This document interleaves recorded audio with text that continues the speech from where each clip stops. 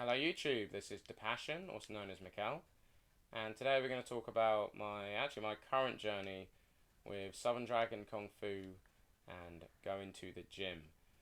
So yeah, basically I'm back on my little fitness health kick again, because I did say I'd get back into Southern Dragon Kung Fu, and that's about over a month ago. So I'm glad I finally done it. I'm doing it especially when it's a little bit colder, so that feels extra lovely. And we've already got a couple upgrades for Travis. He's hit the gym as well. He's hit the gym after me actually, because I finally decided to get back into it. Because oh boy, I've really been skipping out on it. I've been skipping out on really taking better care of myself food wise. Because all of a sudden, I think I've been just stress eating the past couple weeks. Just I know it's a new job and there's new faces and new things I've got to learn and do.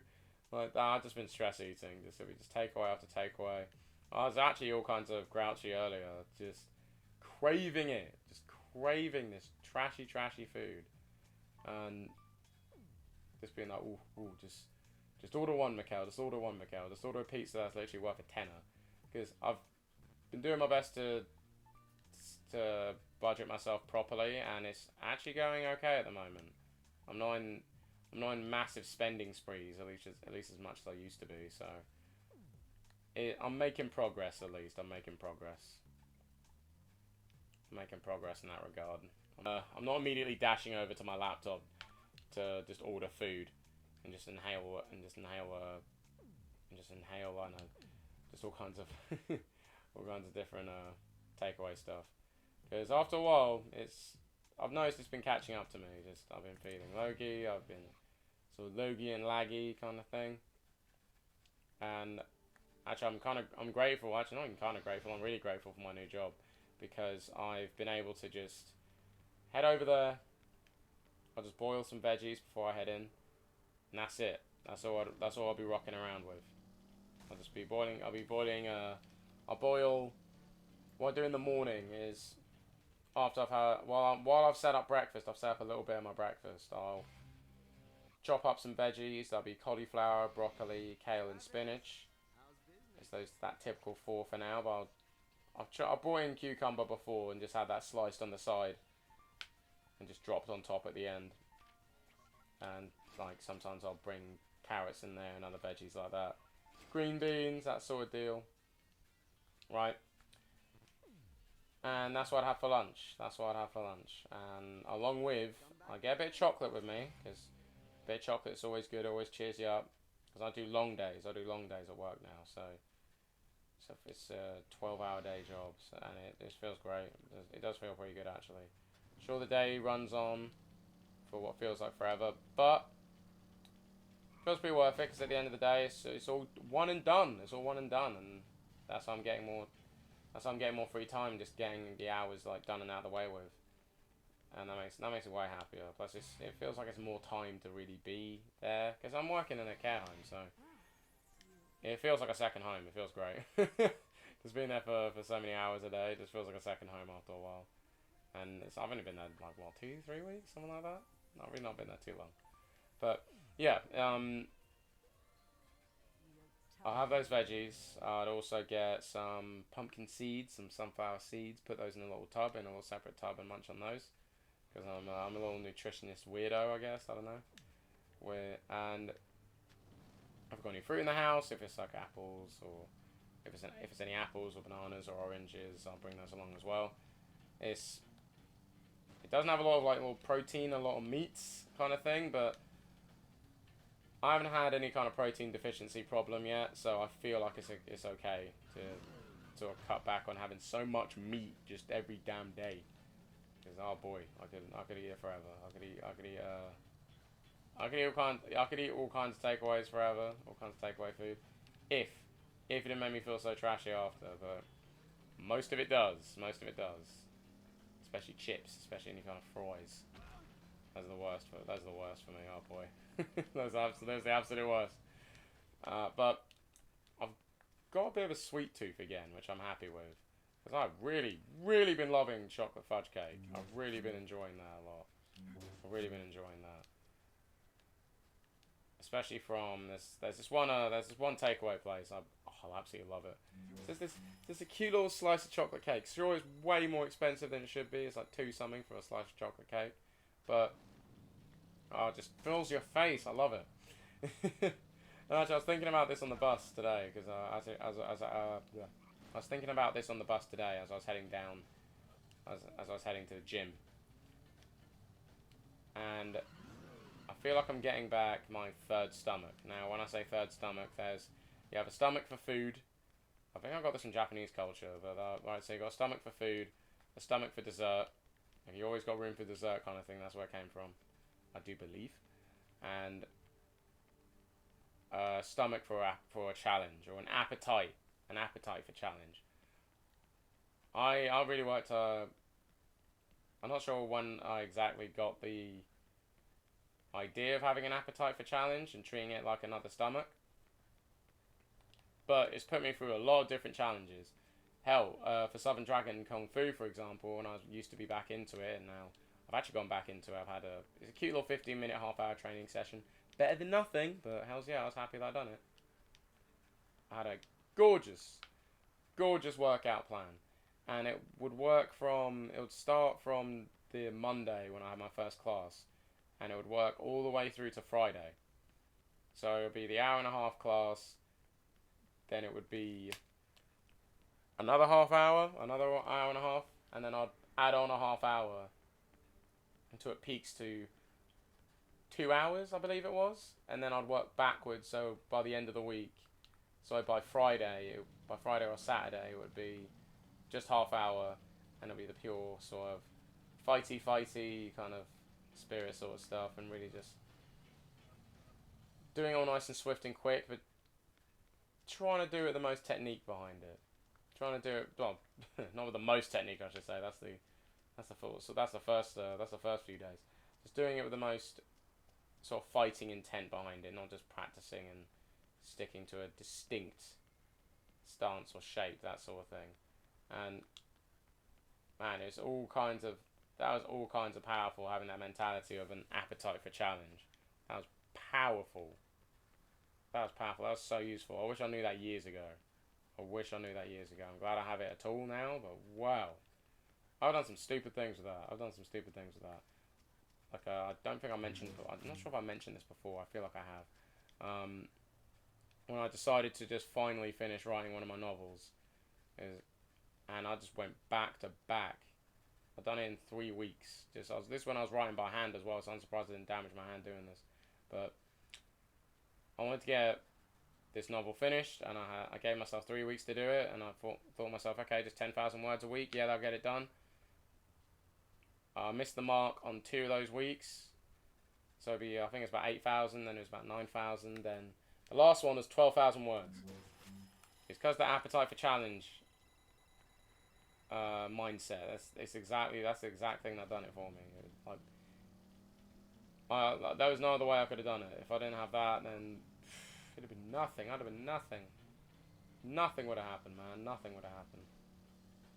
I would have just continued just doing what I was usually doing, and that would have simply been video games, playing things safe, and just doing what I have to do studies wise, and then that'd have been it. And like socializing, keeping socializing to a minimum as well. That was weird. That was a weird phase.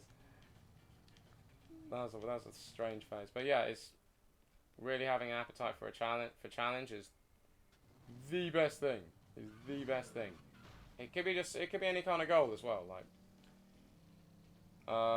Actually, one goal I had was actually when I first started McDonald's. Those terrifying days starting to work there, was at least saying good morning to people, because I was so anxious and so spooked and stuff that I could barely get my words out ever, at all. Some of my oldest friends, they'll be surprised. They'll be like, "What? You were a mute? You were on the brink of being just mute? Really? You just didn't want to speak to anyone ever? You just couldn't do it? You're just that scared? No way!"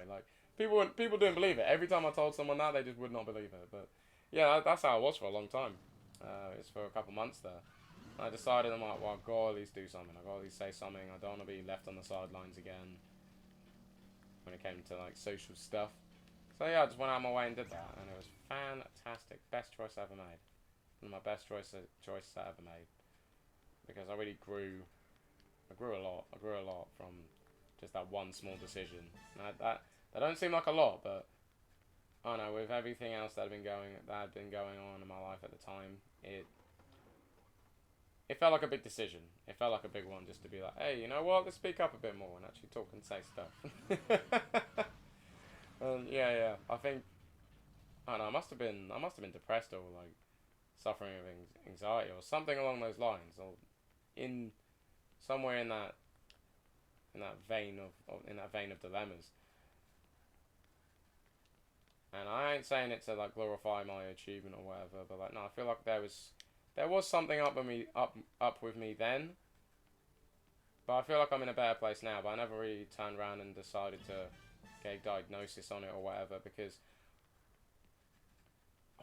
this is gonna sound really stupid, but I feel like if as soon as somebody told me that I know you are depressed, I would identify with it entirely, and I just wouldn't do anything. Like I felt like all of a sudden it'd be like, well, it's on a piece of paper now. Doctor said it. It's out of my hands. Like I feel like that's somehow that might be what happened if I decided to do that.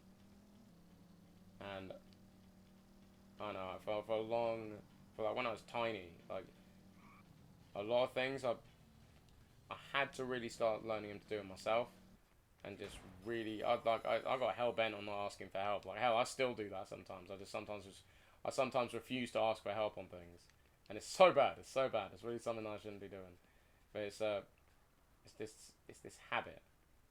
It's this habit. When a habit's stuck with you long enough, it becomes a behavior, and that's when all hell can really break loose, because it's hard to kick a bad habit. But I think it's even harder to kick a bad behavior, because when it's a behavior, it's almost a part of you, and if you don't compensate and like fill that spot where that behavior is with something a bit more, with just something different that's just not as destructive as the last thing, then man, it just feels weird. Imagine it just feels weird. It really can be awful. But yeah, wow, how did I tangent all the way to this? But yeah, fitness stuff. Yeah, Kung Fu, like picking that up again has been tricky. Gym has been all kinds of peaceful though for me now, because it just feels good to work out. It just does. It feels so great to work out. Because I could pick up something heavy, put it back down again. I can do farmer's walk with kettlebells. I love doing those little farmer's walk with kettlebells. They're so nice. I just get to stroll around the gym once or twice with a kettlebell. Just one in one hand, and then walking around and swapping it over, and then going over and then heading back the same way again. Love it, love it. Some people might be staring, but I'm like, whatever. It's part of my routine. It's part of my workout. It's what I want to do. It's how you get some gains. Yeah, I do love that sort of stuff. And yeah, hopping back into Southern Dragon, it was tricky. There we go. Hopping into Southern Dragon again was really tricky, because I had to focus on my stance. I had to focus on hand movement, posture, all this stuff. And I was surprised. I thought, like, wow, there really was all this stuff I had to like factor in as often as possible. I was like, wow, this is fantastic. It felt meditative. It felt relaxing in a way, because I had to put all my focus on just a specific activity, and I was going at my own pace still. It was great. It was wonderful. But because there's 3 forms I know at the moment. There's the 16 movement, the 8-step movement, and Samtong. Samtong is one of the longest forms I know at the moment. I think it's over 20, 30 movements, like sort of strikes and shapes and whatever, right? And I got stuck. I got stuck so badly, but usually when I get stuck on a certain step, I don't move. I don't move from that spot until it's done. Like, no matter what, I don't move from that spot. I couldn't figure it out. That's what had me really stuck. I could not figure it out. I could not figure out what this next step was. So I'm gonna have to keep going into my little practices again and again until I just figure them out. Until I just do. Because otherwise I'm just gonna be doomed. Otherwise I'm gonna be simply doomed. I'm gonna be stuck at this certain point and just not be able to move forward. I'll do what I can, because like I said before, I hate asking for help. Like, I've browsed around online, I can't find the form, like the correct one anyway. So it's gonna... I'm gonna do as much work on it as I can before I go to my first class after so many months. Like, man, I'm surprised they even remember me. If any of them remember me, I'll be surprised. And yeah, I think as soon as I see the form, just one or two more times, just from that step I get stuck on, then I'll be just fine. Because it's one of my favourite parts as well, is that part of the finale. That form is fantastic. You feel like such a badass by the time you're done. It's amazing. And it kind of sucks I'm missing out on it. It kind of sucks that I've just forgotten it entirely. I've just forgotten that entire segment. It's a bit annoying, ain't the worst thing in the world, but yeah, it is a lot of fun getting back into Kung Fu and getting back into the gym and fitness and stuff. And eating nice and clean again. I'm on my first day. I feel like I'm going to crumble as soon as I'm done with this recording, but I'll do what I can. I'll do what I can getting back into the swing of things there. But, yeah. I hope everything is well with you guys, with, I don't know, your current job or new job. Just let me know down in the comments, especially when it comes to, I know, your fitness and health and well-being sort of thing. So what's your take on it? What are your methods, your mindsets, what your visualization techniques are, that sort of thing. Let me know down in the comments, and if you liked what you heard, you liked what you saw, then you can go ahead and drop a like and subscribe if you want to see any more of my journey to No More Heroes 3. I am really, really excited, actually, because we're getting closer and closer. And I hope there's some more news on No More Heroes 3 soon. Because I can't wait for that game, man. It's going to be beautiful. But anyway, but until that arrives, until that beautiful game arrives, this has been The Passion, also known as Mikkel. See you on the next journey. Take care.